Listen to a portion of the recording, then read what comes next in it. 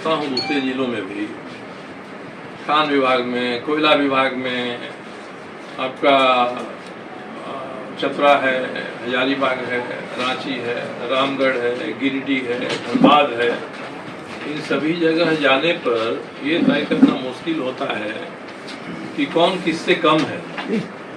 साहेबगंज को तो सबों ने फेल कर दिया है कोयला के मामले में, और विपक्ष अगर इसको शिद्दत के साथ नहीं उठाता है तो ये बात कहीं तो जनमानस के सामने उठना चाहिए। इससे मैं कह रहा हूँ, मैं स्मारक पत्र दूंगा, इसको लोग आरोप पत्र भी समझ सकते हैं, ताकि ये बात सामने आए कि किस तरह से रंगा नाच कोयला के अवैध खनन में, कोयला की चोरी में पूरे राज्य भर में हो रहा है। इसी तरह से कई विभाग हैं, स्वास्थ्य विभाग तो जमशेदपुर से ही संचालित है।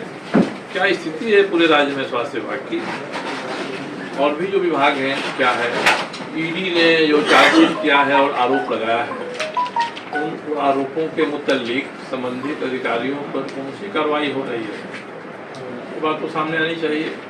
और ईडी ने जो चार्जशीट किया है, जितने मामले उठाए हैं, सभी मामलों में अगर हेमंत सोरेन जी के पहले जो सरकार थी, उस सरकार के समय की भी बात आती है, उस समय के लोगों के संबंध आते हैं, तो ये भी तो लोगों को जानना चाहिए। तो चाहेंगे राज्यपाल जी इस पर एक रिपोर्ट भेजें भारत की सरकार को। साहब ईडी ने जो कहा है उसमें इसके पहले की सरकार के जो लोग हैं वो भी उतने ही या उससे ज़्यादा अधिक गहरे तौर पे जुड़े हुए हैं। हाल में जो जमीन का घोटाला आ रहा है वहाँ, उसमें भी वही बात है साहब। ये तो 2016 से ही पन्ना फाड़ने की शिकायतें रजिस्टर में हो रही हैं और खाता खतियान में हो रही हैं। और इसके बारे में अगर कोई जूनियर अफसर थाना में FIR करने जाता है, थाना मुहर लगा के उसको रिसीव कर लेता है, मगर किसी के दबाव पर FIR नहीं होता है, मामला जज का उस समय हो गया होता तो हेमंत सोरेन की सरकार में नौबत नहीं आती। तो ये सभी जितना ईडी ने जिस विषय में जांच किया, उनको लग रहा था कि ये विषय शायद एक ऐसा मिल जाए जिससे पहले की सरकार शामिल ना हो, मगर इसमें तो पहले की सरकार और सबों से भी ज़्यादा शामिल है। 2016-17 का अखबार पढ़ेंगे, जागरण हमारा अखबार है, हमने देख रहा था 300 अवैध जमाबंदियाँ ऐसा रद्द होंगी, कार्रवाई होगी, किसी एक पर कार्रवाई हुई है आज तक। तो भूमि घोटाला केवल रांची में ही नहीं है, जमशेदपुर में भी है, देवघर में है, धनबाद में है, सभी जगह पर है। तो जब ईडी ने आपको आईना दिखा दिया तो आपको तो अपने विभागों को कसना चाहिए, फाइट करना चाहिए। यहाँ भी है, मामला है, क्यों है, कैसा है, ये जांच में सामने आ जाएगा। इसलिए मैं कह रहा हूँ कि सरकार के जो अलग अलग विभागों के काम है और सबको मिलाकर सरकार का जो काम है, इसके बारे में विपक्ष को चाहिए था कि आ गया है। विपक्ष ने तो, भारतीय जनता पार्टी ने तो बहुत बड़ा प्रदर्शन किया रांची में। उसमें खबर क्या छपी कि आंसू गैस चला, लाठी चला, कौन घायल हो गए, किस पर केस हुआ। मगर इतना बड़ा 50,000 के लोगों को लेकर आप जा रहे हैं घेराव करने के लिए सचिवालय का, तो उसका मुद्दा क्या है? 1, 2, 3, 4, 5 ये रहना चाहिए ना, ये तो नहीं हुआ। आज सर्वजन हिंदू समिति के बाद जब भारतीय जनता पार्टी ने अपने हाथ में कमान लिया इस आंदोलन का, तो अभी तक कुछ बताया है क्या, सिवाय इसके कि जो जेल में है वो निर्दोष है?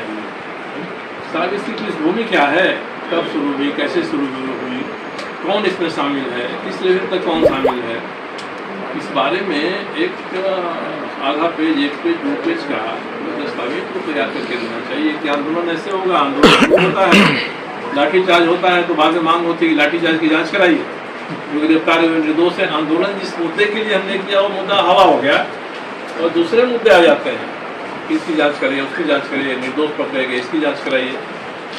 तो असली मुद्दा क्या है, ये तो विपक्ष को सामने आना चाहिए। इस पर ये कुछ कमी दिखाई पड़ रही है विपक्ष की तरफ से, उस कमी को यथासंभव भरने का प्रयास करने के लिए नई सरकार के जो कारनामे हैं, विभागों के कारनामे हैं, इन सबको मैं सामने लाना चाहता हूँ। और धीरे धीरे आंशिक रूप से मैं एक ही बार में मोटा पोथा तैयार करने के बदले जैसे तैयार होता जाएगा मैं वैसे सरकार को देते जाऊँगा। ये इस संबंध में आपका जो प्रश्न है उसका ये जरूर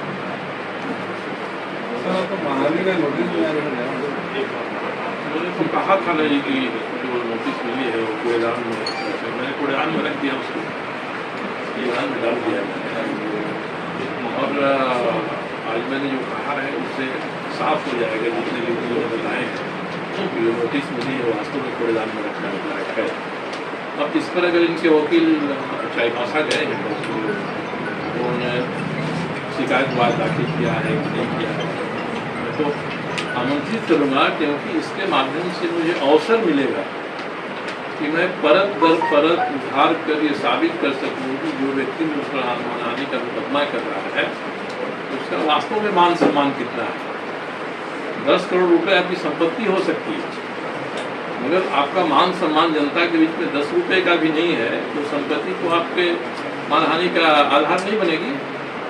इसलिए मुझे अवसर मिला है और मैं एक एक चीज़ को निकाल कर कोर्ट के सामने रखूँगा, न्यायालय के सामने रखूँगा कि भाई क्या मान है जिसका मैंने हनन कर दिया है, क्या मान हानि हुई है, ये साफ बताएंगे। वकील जो है वकील दायर करते हैं मुकदमा, जो क्लाइंट करता है अपने क्लाइंट के कहने करता है तो उसके द्वारा दिए गए सबूत करता है। मगर जो वकील हैं उनको भी ये ध्यान में रखना चाहिए ये मामले उनकी ओर से कोर्ट कचहरी में बहस के लिए हैं या नोटिस देने तक के लिए हैं। अगर बाहर आकर वो प्रवक्ता बन जाते हैं अपने क्लाइंट का, तो प्रवक्ता बनना उनके आचरण के हिसाब से सही नहीं है।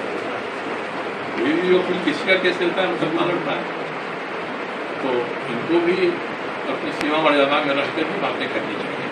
कचहरी में करिए, कोर्ट में करिए, सब ये करिए।